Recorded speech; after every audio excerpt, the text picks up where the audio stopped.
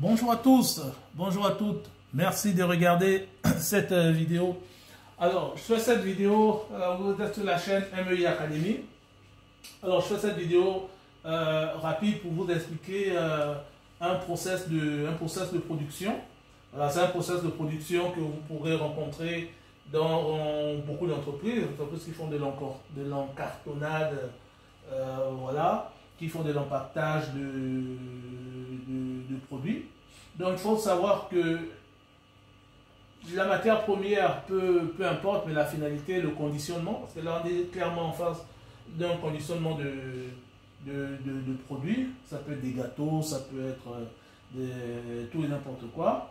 Voilà. Donc la matière va être des cartons, hein, va être des cartons, ce qu'on appelle des articles de conditionnement, qui vont arriver donc en pile sur des palettes. Donc imaginez un peu des Kleenex, voilà, imaginez des Kleenex qui vont arriver sur des palettes, hein, dans des conteneurs, voilà. Et donc ces Kleenex vont être mis sur un process, voilà, vont être mis sur un process. Donc d'un côté vous allez avoir, par exemple ici en ce qui nous concerne, d'un côté vous allez avoir donc des articles de conditionnement, donc des étuis, okay, vous allez avoir des étuis, et de l'autre côté, un peu plus loin dans le process, vous allez avoir donc les articles qui vont être conditionnés. Voilà, ça peut être des gâteaux, ça peut être des bonbons, ça peut être voilà, tout ce qu'on veut, des chocolats, voilà. Donc ces articles de conditionnement, donc ces étuis vont arriver. Au départ, ils vont arriver tout plat. Ils vont arriver tout plat et ils vont être dépliés, et mis dans cette position, okay, prêts à recevoir le produit.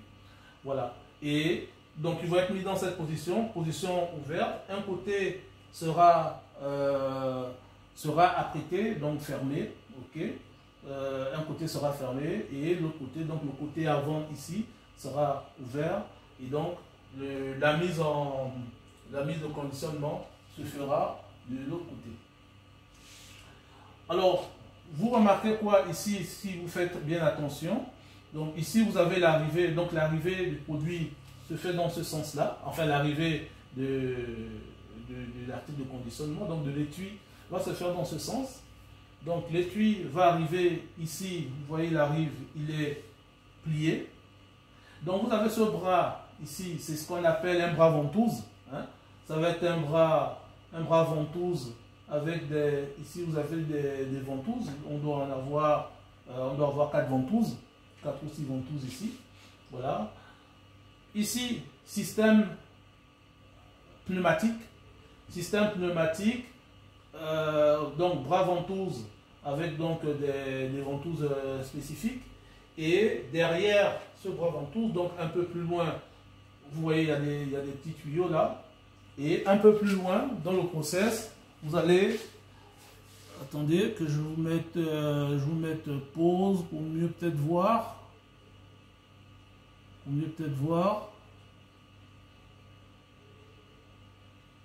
Voilà. Alors si je vous mets une petite pause, alors donc vous avez le tuyau qui est en train d'être déployé. Ici, vous avez donc là, ça va être des guides, hein. Ça va être des guides, okay, qui vont être là pour stabiliser. Et derrière, là, vous avez des bras ventouses. Voilà, vous avez des bras ventouses. Là, vous avez un capteur. Vous avez donc des bras ventouses ici. Donc, bras ventouses, vous avez des tuyaux pneumatiques. Et en amont, vous avez une pompe à vide. Voilà, vous avez une pompe à vide. Cette pompe à vide, elle, fonctionne en soufflage. Donc elle souffle, elle aspire et elle souffle pour relâcher. Voilà. Donc lorsque le bras ventouse vient sur le carton en position pliée, ben là il va se mettre à aspirer. Voilà, il va se mettre à aspirer. Et une fois que le bras ventouse aura atteint une certaine position, il va se mettre à souffler, donc il va lâcher. Voilà. Et le passage entre cette position ici et la position d'aspiration peut correspondre à ce qu'on appelle une phase. Voilà, ce qu'on appelle une phase, ça dépend de comment est-ce qu'on raisonne. Alors, on peut raisonner en degrés, hein, comme on peut raisonner en déplacement. Mais là, on va surtout raisonner, en degrés de déplacement. Voilà, donc on va appeler ça une phase. Donc, il va la prendre en position pliée, il va lever, il va atteindre une certaine phase, disons par exemple 60 degrés, et à partir de 60 degrés, il va arrêter de souffler. Enfin, il va arrêter d'aspirer, et donc il va lâcher. Mais avant de lâcher, il va maintenir pendant quelques secondes le temps que ici, vous voyez, à l'arrière, vous avez quoi? À l'arrière, vous avez des bras de fermeture de languette. Voilà, vous avez un bras ici, vous avez un bras ici, vous avez un autre ici, vous avez un autre ici. Voilà, donc chaque patte ici aura un ordre de fermeture. Voilà, il y aura un ordre de fermeture qui fera en sorte que ce soit fermé. Parce que quand on regarde, il n'y a pas de colle. Voilà, il n'y a pas de colle, je ne vois pas de point de colle. Donc ça va être fermé d'une certaine façon pour que ça puisse tenir. Voilà, sans pour autant mettre une colle. Par exemple, on va avoir celui du bas qui va être fermé en premier. Ou on va avoir, oui, celui du bas par exemple qui va être fermé en premier, qui va être rabattu, après celui qui va être rabattu, après celui qui va être rabattu, après celui qui va être rabattu. Donc on peut dire 1, 2, 3, 4. Voilà, dans le sens des aiguilles d'une montre, ou dans le sens horaire, ou dans le sens anti-horaire. Ça peut être ça. Et une fois cette fermeture effectuée, là, le bras ventouse peut arrêter d'aspirer, ok, peut arrêter d'aspirer et relâcher. Voilà. Une fois que ce sera relâché, à l'avant ici, ben, la languette avant ici, elle sera prise dans un guide, ok, qui va la stabiliser et qui va l'emmener dans le reste du process. Vous comprenez? Donc, soit c'est une languette avant ici, donc un guide qui va la stabiliser, ou par-dessous, parce que là c'est un convoyeur, ou par-dessous, là, en dessous de cette unité-là, en dessous, il doit y avoir des ventouses. Voilà, il doit y avoir ce type de ventouses qui aspirent, okay, et qui donc plaque donc le carton, sur le convoyeur, de telle sorte que lorsque le bras ventouse lève la partie supérieure, et la partie inférieure reste fixée sur le convoyeur de par l'aspiration qui se fait par le dessous. Et donc elle ne peut pas bouger. Donc on aspire par le dessous, on aspire par le dessous, on aspire par le dessus. Donc c'est fixe et les pattes ici arrière vont fermer dans un certain ordre le carton. Et une fois que c'est fait, le bras supérieur, donc le bras ventouse supérieur va arrêter le soufflage, okay, va arrêter l'aspiration. Le bras du dessous va garder et le convoyage pourra se poursuivre. Voilà. On va voir ce que ça donne un peu plus loin.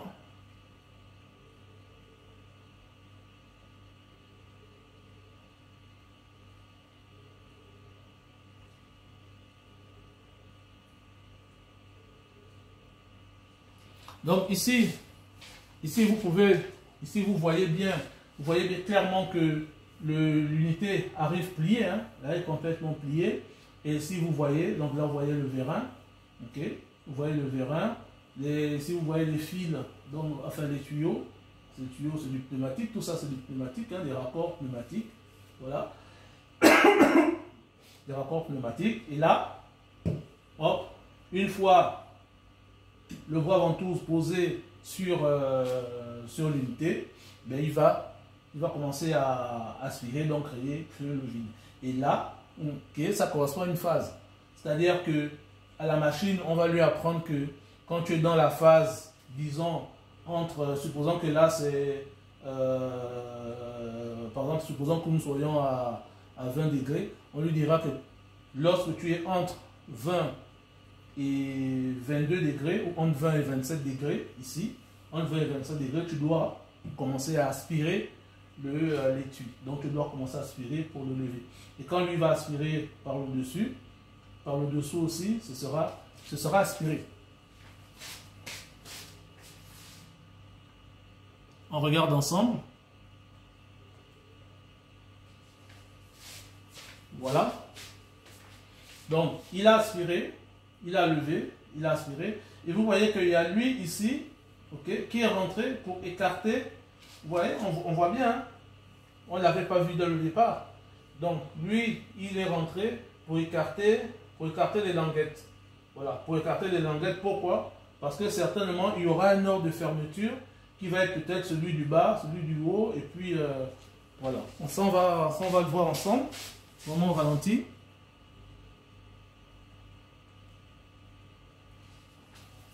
Voilà. Donc, lorsqu'on essaie de regarder, c'est aller un peu plus vite, mais on voit clairement quoi? On voit clairement que on a commencé à fermer ces deux-là. On a commencé à fermer ces deux-là, et celui-là vient de se rabattre. Celui du bas vient de se rabattre à la fin. Donc, peut-être qu'il y a eu un peu de colle. Ici, c'est quoi? On dirait un pinceau. Là, c'est comme un pinceau. C'est comme si on avait mis un peu de colle. C'est comme si on avait mis un peu de colle. Ok? Et on a rabattu pour pouvoir fermer. Voilà. Donc, lui, il a rabattu. Il a rabattu. Et on a peut-être mis un peu de colle. Voilà. Donc, on va encore voir.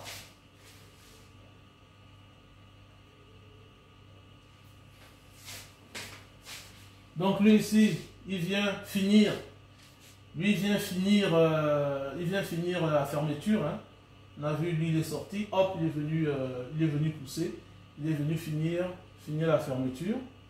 Voilà. On voit, par exemple, sur le précédent que c'est bien fait. Et ensuite, ça va glisser sur le convoyeur.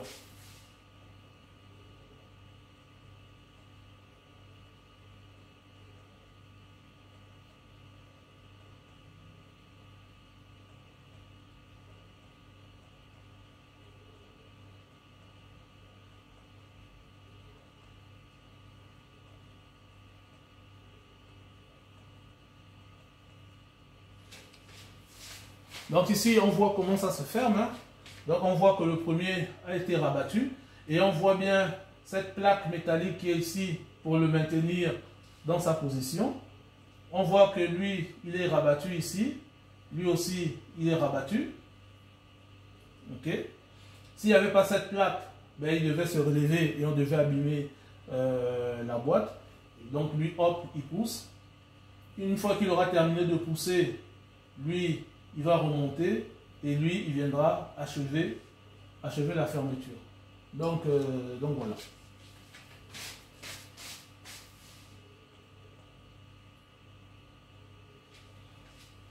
Voilà. Donc voilà. Donc ici, vous voyez en dessous ici, en dessous il y a une plaque. Vous voyez cette plaque là? Donc qui sort du bâti là et qui vient rabattre la languette,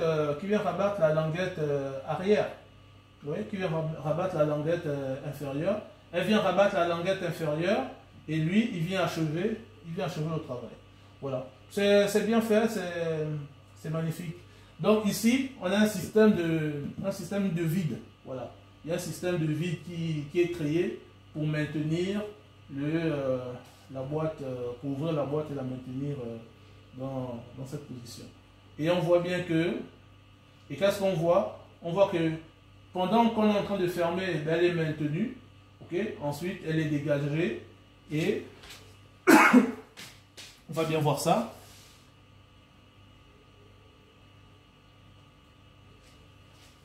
Donc, vous voyez, donc ici, elle va arriver. Elle va arriver à plat ici. Le bras ventouse va venir sur une position, on va dire, entre 20 et 27 degrés, commencer à aspirer. Donc, créer le vide. Va aspirer ici. On va se dire que pendant qu'il aspire au-dessus, il y a une aspiration qui se fait par-dessous. Donc, pour la maintenir ouverte. Et pendant qu'elle est ouverte, ben, on va avoir donc ce bras qui va entrer pour ouvrir les deux pattes gauche-droite. Une fois les deux pattes gauche-droite ouvertes, on va avoir le taquet de dessus qui va venir abattre la languette supérieure. Ensuite, on va avoir ici une pièce qui va sortir. Donc, à l'intérieur, il y a un vérin qui va sortir, venir rabattre la languette, non, on aura d'abord la languette supérieure qui va être rabattue. Une fois que la languette supérieure est rabattue et maintenue et bloquée dans une position, on va avoir donc les deux ici, rabat là, qui vont venir donc rabattre les languettes gauche-droite. Et une fois que ça, ce sera fait, on va avoir le dernier qui va remonter pour rabattre la languette inférieure. Voilà. Et on va avoir ce bras qui viendra pour achever la fermeture. Une fois que cette fermeture terminée, on va se dire que l'aspiration du dessous va s'arrêter. Celui du dessus va continuer pour pouvoir dégager. Donc le bras va continuer sa course pour emmener donc l'étui sur cette position ici. Ok. Et ensuite le lâcher. Voilà. On va emmener l'étui sur cette position. Et ensuite le lâcher et recommencer son processus. Voilà. Donc on peut se dire quelque chose comme ça. Voilà. Donc ça c'est très bien. Donc retenez ceci. Retenez que pour l'ouverture de notre étui, ok, on a eu à utiliser une pompe à vide. Voilà. On a eu à utiliser une pompe à vide avec des Il faut savoir sur la pompe à vide qu'en matière de maintenance, il faut simplement s'assurer que tout ce qui est flexible est en bon état. Hein, que les flexibles doivent être en bon état, que les ventouses doivent être en bon état. Vous pouvez les remplacer sur une base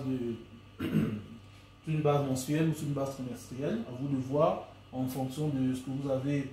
Voilà, si ça chauffe trop, si ça chauffe pas trop. Voilà. Donc tout ce qui est ventouse flexible à contrôler, tout ce qui est tuyau d'aspiration entre la pompe et l'unité en dessous, où voilà, donc il faut contrôler. Tout dépend d'où se trouve votre pompe. Quoi d'autre? L'état de vos ailettes dans la pompe, voilà, parce qu'il y en a qui ont des lamelles, hein, qui s'abîment aussi, donc il faut voir en fonction aussi des préconisations de votre constructeur, à regarder aussi. Et vous surveillez un peu tout l'ensemble, le bâti, voilà, vous surveillez l'électricité, vous ouvrez les armoires électriques, assurez-vous que votre électricité aussi est irréprochable. Assurez-vous qu'il n'y a pas d'outil de desserrer, assurez-vous du fonctionnement de vos vérins, voilà, du fonctionnement de vos vérins. Il est mieux ici dans ce cas, par exemple, si vous avez à remplacer un vérin, il est mieux de remplacer tous les vérins. Il est mieux de remplacer tous les vérins pour vraiment partir sur du neuf. Voilà. Si vous pouvez remplacer tous les vérins sur une base annuelle, ça peut être bien. Voilà, ça peut être bien. Voilà. Donc là, on va supposer que c'est un carton qui va servir par exemple à conditionner des bouteilles de whisky. Hein. Donc voilà, donc ça doit être bien solide. Voilà.